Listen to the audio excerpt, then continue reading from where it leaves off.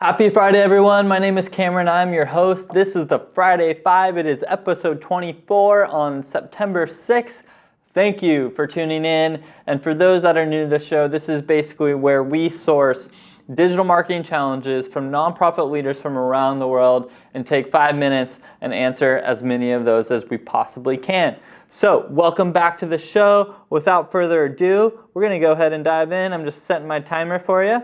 And boom, let's go. All right, first up here is from Sydney, from the Park Duval Community Health Organization. Biggest digital marketing challenge is generating organic shares on social media.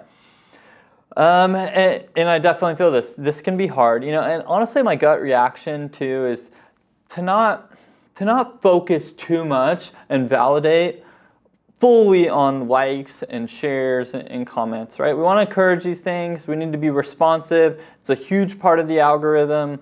However, it takes time. Social takes time, and we have to put out content, and we have to keep pushing to really make something remarkable and to make better content, but also to not get discouraged. And it's about volume and consistency, and then ultimately we start to find our voice and to build community. It takes a long time. If we're only posting every few weeks, of course everything is going to always have low engagement, right? So really just reverse engineering your persona, their needs, their wants, their demands, and trying to create content that's going to resonate with them.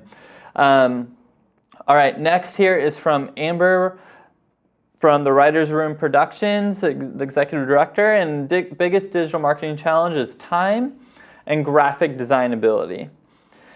And I definitely feel this. It's something we've battled with here in our early days at Community Boost, but even a lot of our clients consistently struggle with too. And I just have to say, either somebody on our team needs to become a practitioner and become good at design and can handle these things, whether it's the basics kind of in Canva, or to be able to operate in Illustrator depending on the quality and volume you need.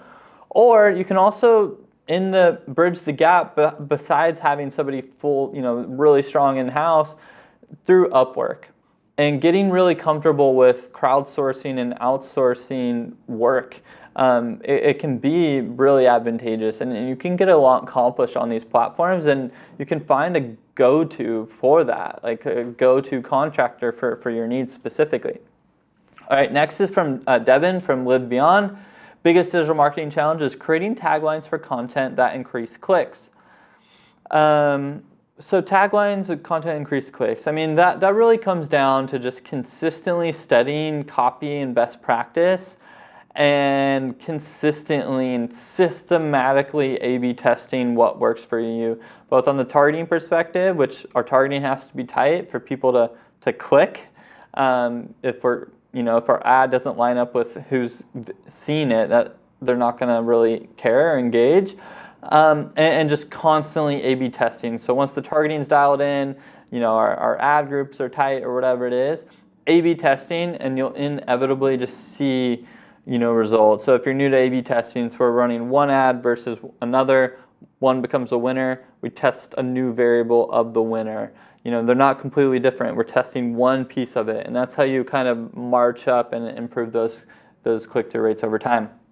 All right, next is from Julia from the Boys Town, Louisiana.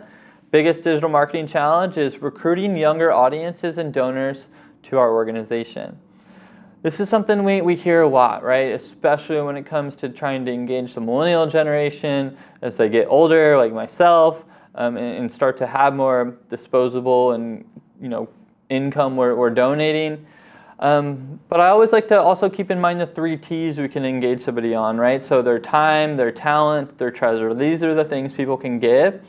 And there's something to be said to have some sort of investment or connection to the cause, in addition to, makes their ability and eagerness to give that much stronger. So this is a type of, especially on the very younger side, if we can start off, volunteering and maybe fundraising on behalf of our organization, even though they don't have a lot of money yet, that can be great. But then also, millennials are definitely starting to give more. And you can't ignore the Facebook fundraising suite. This really works for this audience, especially at year end for Giving Tuesday, because I mean there's social credibility. You know, people want to feel good, or I want to give to my friend's birthday fundraiser, and you know we have the option to share that and to feel good.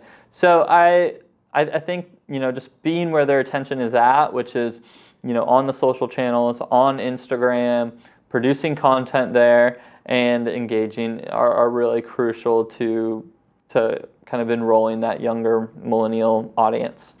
All right, that is today's Friday 5. We are out of time. If you like this, please share it, comment, you know, like it, send it to your colleagues. Check out a lot of our other content as well. We're going to be putting out a ton of year-end content here pretty soon. We hope it's helpful. We want your feedback. Hit us up on, you know, @CommunityBoost on Twitter, and definitely be sure to join the Digital Marketing for Nonprofits Facebook group if you have not. And don't hesitate to reach out to me directly if there's certain types of content, or if you want to make sure your question gets answered on the show.